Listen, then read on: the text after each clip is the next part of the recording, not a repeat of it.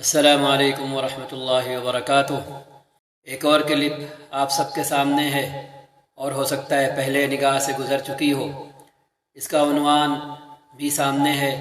शुरू के चंद मिनट से ही मालूम हो जाएगा सुनने वालों देखने वालों को कि उस्ताद जी कौन सी इमारत ढाना चाह रहे हैं। वो इमारत सहाबा की अदालत की है और पेश ऐसे कर रहे हैं जैसे कोई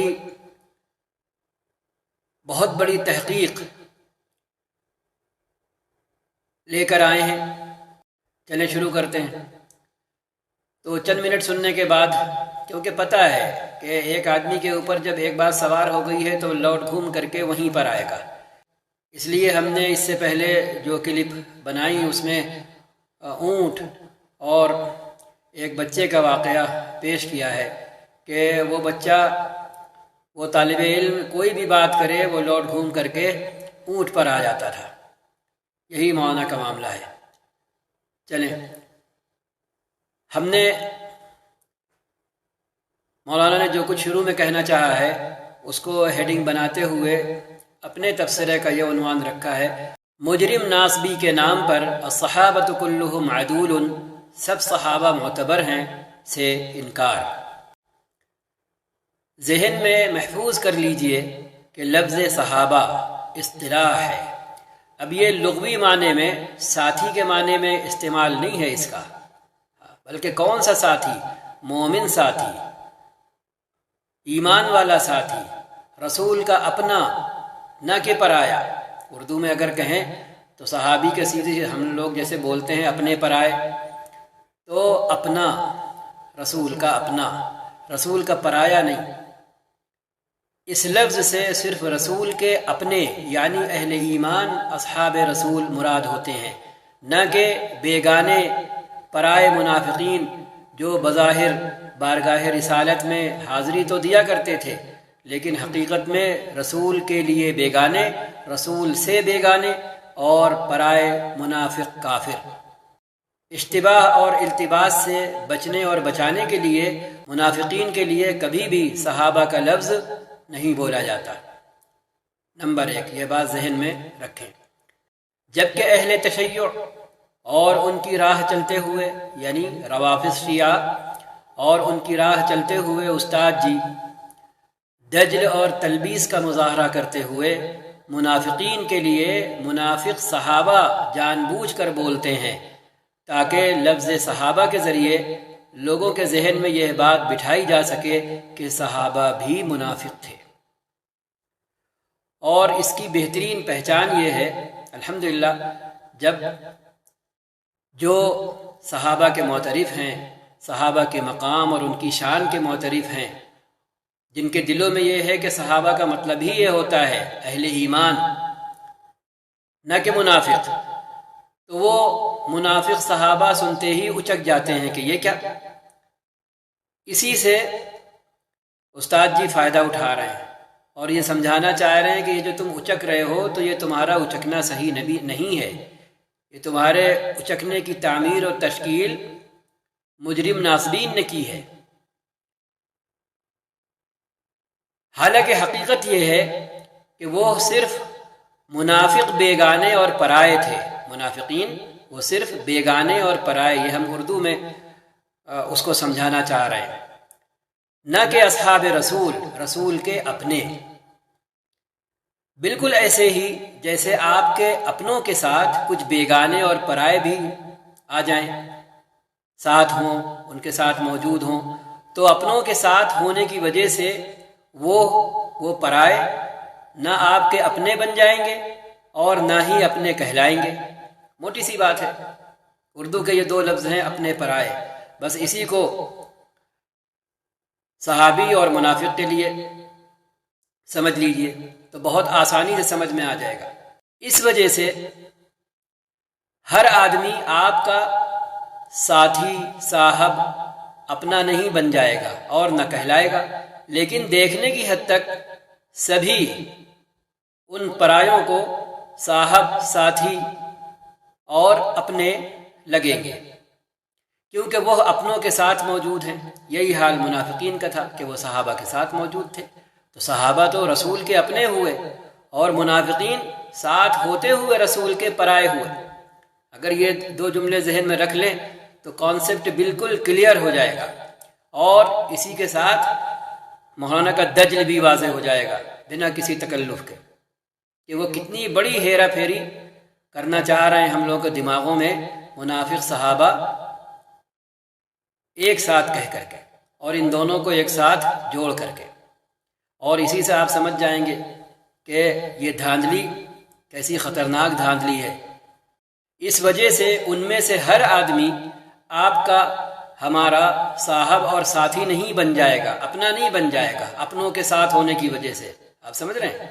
لیکن دیکھنے کی حد تک سبھی صاحب اور ساتھی اور اپنے لگیں گے کیونکہ اپنوں کے ساتھ ہیں، لیکن حقیقتاً وہ بیگانے اور پرائے ہوں گے، اور جاننے والے لوگ ان کو بیگانہ اور پرایا ہی کہیں گے۔ جی، اپنوں کے ساتھ ہونے کی وجہ سے کوئی بھی ان کو اپنا سمجھنے نہیں لگے گا۔ یہی معاملہ صحابی اور منافق کا ہے۔ صحابی نبی کے اپنے ہیں، جبکہ منافق بیگانے اور پرائے۔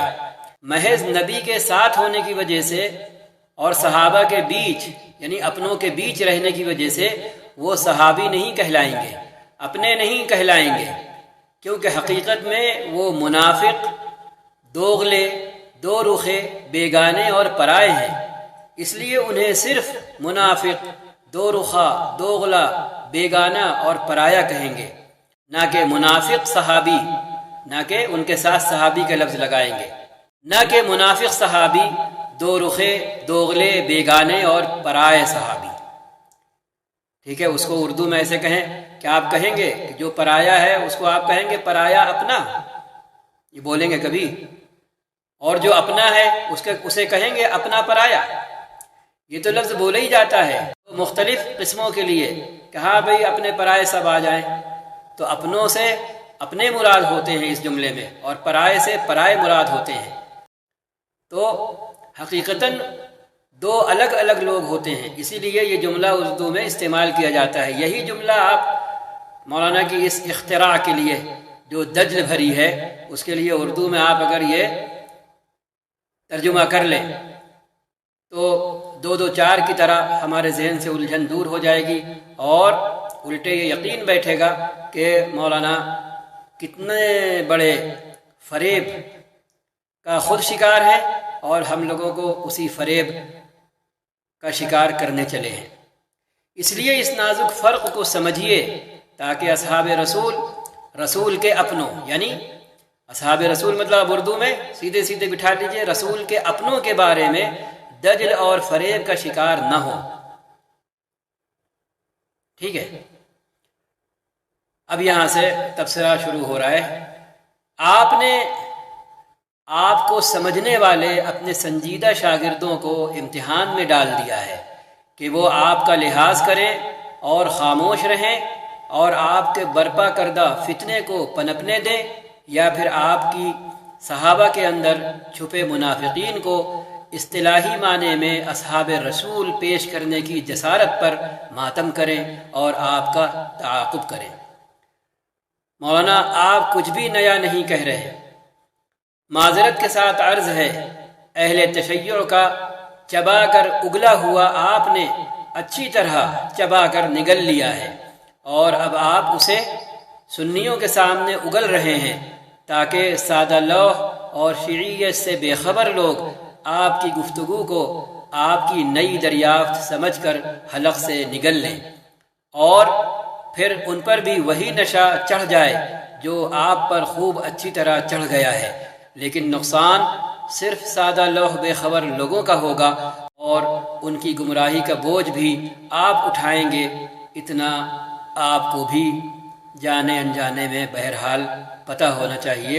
سمجھدار لوگوں کے لیے لنک پیش خدمت ہیں، جنہیں عربی آتی ہے وہ دیکھ سکتے ہیں کہ شیعیت کے ڈسے استاد جی اہل تشیع کا سبق سنیوں کو پڑھا رہے۔ اب کتاب ڈھونڈنے کی پریشانی باقی نہیں رہی، گوگل پر جا کر صحابہ کی عدالت کے بارے میں پوچھیں، بس اتنا ہی لکھ دیں الصحابۃ عدول، پھر گوگل کی مہربانی دیکھیں، بنا جھجکے صحابہ کے بارے میں اہل تشیع کے خیالات سامنے رکھ دے گا اور اہل سنت کے خیالات بھی سامنے رکھ دے گا۔ پڑھیں پھر دیکھیں کیا استاد صاحب کچھ نیا رکھ رہے یا انہی کے عقائد یعنی اہل تشیع کے عقائد اپنی بحث تحقیق کے نام پر پیش کر رہے اور ہم کو اس جیسی ہیڈنگ لگا کر، ہم اہل سنت کو اس جیسی ہیڈنگ لگا کر گمراہ کر رہے۔ باتیں اور معتقدات شیعوں کے بیان کر رہے، باتیں اور عقیدے شیعوں کے بیان کر رہے اور ڈھال ناصبی مجرم کی استعمال کر رہے، اور یہ بھولے جا رہے کہ الصحابۃ کلھم عدول، سارے کے سارے صحابہ عادل ہیں کا اصول ناصبیوں نے نہیں حضرات محدثین نے بنایا ہے۔ اب آپ کے نزدیک وہ سارے محدثین ناصبی اور ان کی ساری اصول حدیث کی کتابیں ناصبیوں کی ہو گئی۔ ان ھذا لشیء عجاب۔ اور کلپ میں آپ نے جو نعرہ لگایا ہے اس کی روح سے تمام سنی محدثین، حضرات ائمہ کرام اور حضرات محدثین سب ناصبی بن گئے، کیونکہ آپ نے استثناء تو کیا نہیں۔ ہر فتنے کی سرکوبی کے لیے اللہ نے ہمیشہ کسی نہ کسی کو اٹھایا ہے، آج پھر کسی نہ کسی کو ضرور اٹھائے گا اور پھر استاد جی کا دجل چاک ہو جائے گا۔ بس افسوس اس کا ہے اور اس کا رہے گا کہ آپ سنیت کے لبادے میں، مولانا سنیت کے لبادے میں شیعیت کا پرچار ایسے شہر سے کر رہے ہیں، لکھنؤ سے، جو اس بات کا عینی شاہد اور گواہ ہے کہ اللہ کے کچھ مقبول و محبوب بندوں نے دن رات ایک کر کے شیعیت کا بھرپور تعاقب کیا تھا اور شہر لکھنؤ اور اس کے اہالیان کے دل و دماغ سے شیعیت کھرچ کھرچ کر نکال باہر کی تھی۔ اب اسی کی الٹی محنت جناب نے شروع کی ہے۔ عربی داں مندرجہ ذیل لنک پر جائیں اور دیکھیں استاد جی کوئی نیا گل نہیں کھلا رہے، نئی بوتل میں پرانی شیعی شراب لا علم سنیوں کو پلا رہے۔ اس کے بعد تریاق کے طور پر یہ لنک اوپن کریں۔ یہ دو لنک ہم نے نمونے کے طور پر دیے ہیں، ورنہ پڑھنے سمجھنے کے لیے اور پھر دودھ کا دودھ اور پانی کا پانی کرنے اور دیکھنے کے لیے گوگل بابا کے پاس بہت کچھ ہے۔ آپ صرف اتنا ڈالیں گے پورا اہل سنت کا، اہل تشیع کا سب آپ کے سامنے آ جائے گا۔ اس کے بعد آپ دیکھیں گے کوئی کچھ بھی نیا نہیں کہہ رہا، سب نقل ہے۔ علامہ ابن تیمیہ کو بھی پڑھ لیں گوگل بابا کے پاس جا کر، شیعیت اور ناصبیت کے حوالے سے، پھر خود ہی طے کریں ناصبیت کے نام پر دجل کا مظاہرہ کون کر رہا۔ شیعیت کے لیے یہ لنک حاضر ہے اور ناصبیت کے لیے یہ لنک حاضر ہے۔ آئندہ پھر انشاءاللہ جلد ہی ملاقات ہوتی ہے۔ السلام علیکم ورحمۃ اللہ وبرکاتہ۔